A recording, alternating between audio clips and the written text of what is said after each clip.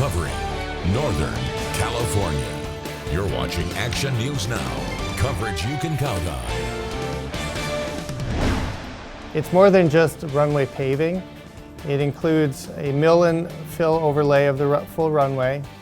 Major improvements are about to take off at the Redding Airport. We show you what it all means for the flight schedule, though. Plus, new at 6, a bankruptcy could bring closures where you might no longer see a Rite Aid in our area. But first, why a candidate who lost his bid for a spot on the Paradise School Board is suing the school board president.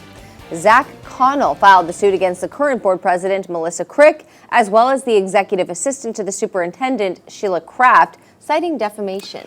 Connell on the left here claims that Crick on the right there and also Kraft, the executive assistant, spread a false rumor that he sent explicit photos to students while he was in high school, which wasn't that long ago. He says that this was to help Crick's campaign in the 2024 election. He says a district investigation, which was released May 2nd, found the allegation that Crick perpetuated a false sexual rumor about him to be true, and that Kraft also spread the rumor. Connell claims he lost because of those allegations and has suffered harm to his reputation. We should point out, he graduated in 2023. He is asking the court to temporarily remove Crick from serving in public office during the duration of the case. We did reach out to the school board and both defendants, and we'll keep you posted as we learn more from them. We have new details in the crash on Interstate 5 that sent 2 people to the hospital last night. We've learned the name of the woman who was arrested for driving under the influence. We were there on the scene along Hilltop Drive overpass that crosses over I-5 around 8 p.m. Redding police say 68-year-old Sheila Acker of Redding failed to navigate a curve, drove through a guardrail, traveled down an embankment, and hit a semi-truck that was traveling northbound on I-5. Police say Acker was treated for minor injuries, then arrested for felony DUI. Take a look at this. Ducks in Redding enjoying a day.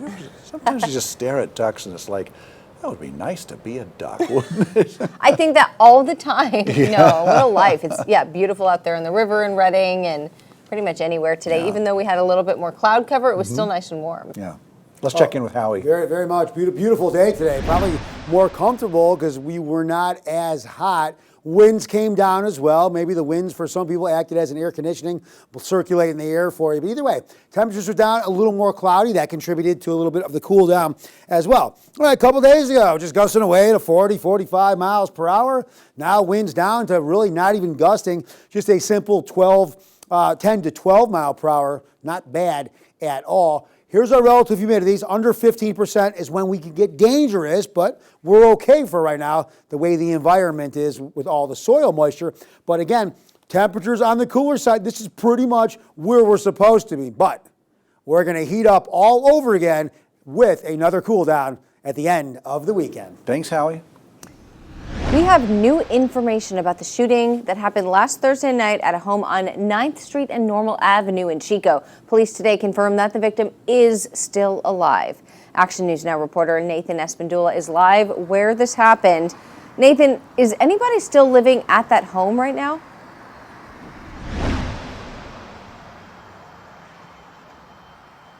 No one is supposed to be here, Haley.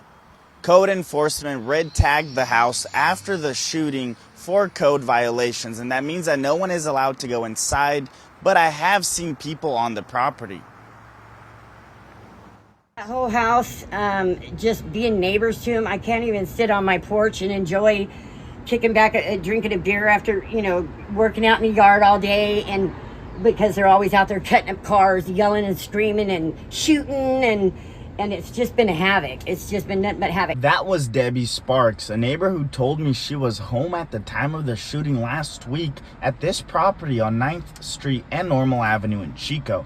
Sparks told me she knows the man who was shot, a man she calls Sean. Chico police wouldn't confirm his name, but told me today that the victim is still alive and recovering. Sparks also told me that all of the neighbors are relieved that the house is finally closed off. These guys were nothing but a bunch of fetty heads. They were always ODing. So many people died over here from ODing on fentanyl, and they just come over here and make our life a havoc. I've lived here 23 years. and every house has been like this, but this house was the worst.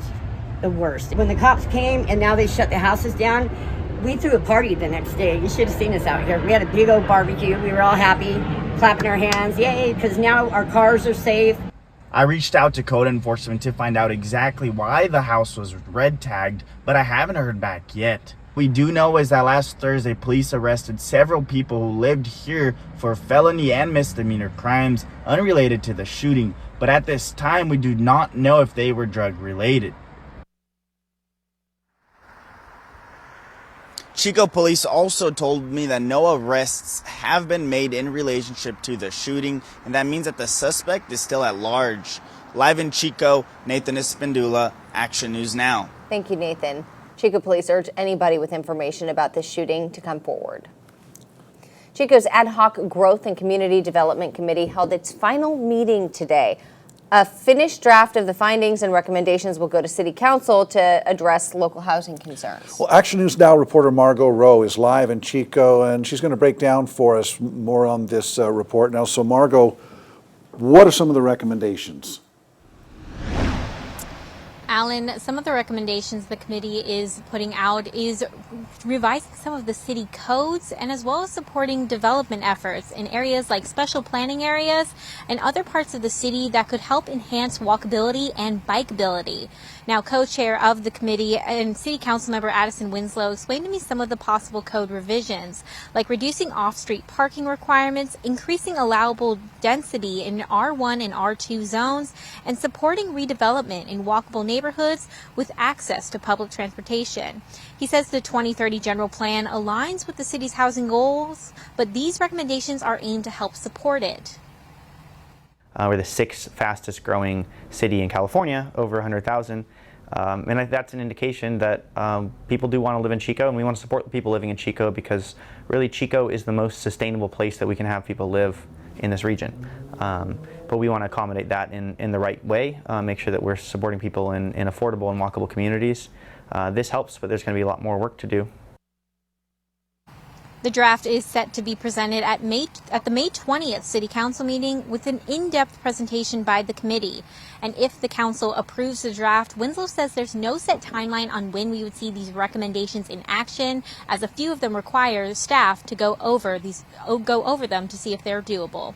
Reporting live in Chico, I'm Margot Rowe for Action News Now. Thanks, Margot. Now, you can see the draft for yourself. We've posted it on our website. Just look for this story. Happening in about an hour, Tehama County will honor fallen peace officers. Tonight centers on 4 brave officers from across the state who died on the line of duty in 2024. Action News Now reporter Jesse Angelo takes us there. 4 law enforcement officers in the state of California lost their lives in the call of duty in 2024. Tonight, they're going to be remembered at the Tehama County Peace Officers Memorial Ceremony. It's a tradition that's been going on for over 30 years. It begins at 7 o'clock here at the High Point Church on Luther Road. All of the Tehama County law enforcement agencies will be represented. There'll be a 21-gun salute as the public gathers to remember these 4 officers. In Red Bluff, Jesse Angelo, Action News Now. The Jefferson Pipe Band will play Amazing Grace in tonight's memorial. Upgrades to the runway at the Redding Airport are finally expected to take place this fall after being delayed from last year. Yeah, Action News Now reporter Blake Mayfield is live at the Redding Airport. So, Blake, why is this project just now finally getting underway? Alan, the runway improvement project was initially delayed last year due to a grant from the FAA stalling out at the time. But now, with that grant and others helping to fund the project, the runway is set to be complete by October. Last night, the Redding City Council awarded J.F. Shea Construction and a Dublin-based construction company a nearly $31 million contract for the project. The airport is set to be closed from September 23rd to October 20th, with no commercial flights in or out of Redding during that time. The city picked this time in particular due to fire season winding down in the fall and travel slowing from the summer before the busy holiday season. The city of Redding has not yet calculated how much revenue it stands to lose from being closed for a month. No parking revenue, along with the loss of fuel sales and landing fees, may worsen an already $5 million deficit the city faces heading into the next fiscal year. Earlier today, I asked the airport manager what kind of changes and improvements both pilots and customers should expect. We're changing the paint markings on the runway itself, so we'll have all new fresh paint. And then we have blast pads that are going to be full replacement, and then some taxiway areas and safety areas that will have improvements as well. So it's more than just runway, it's a big project in total. The closure will occur just 4 months after the city starts offering direct flights to Denver. Public Works Director Michael Webb says he's confident the city will get the money needed for the project from the FAA in July. Now, Solzvig told me that the FAA tends to update runways about every 25 years. And with the Reading Airport's runway last getting an upgrade in 2001, he says it's about time for a makeover. Reporting live in Reading, I'm Blake Mayfield, Action News Now. Thank you, Blake. But before you go, will any part of this project use general funds to pay for it? Alan, no, it will not. The FAA's grant, along with a couple from the city and the airport itself, will cover the entirety of the project's cost. Oh, that's good. All right. Thank you, Blake. Now, direct flights to Denver from the Reading Airport will begin May 22nd, right before Memorial Day. Still ahead, new at 6, a widespread drugstore closure. We're tracking the impact to local retailers. Plus, we look at the challenges small businesses in downtown Chico face to stay open every day.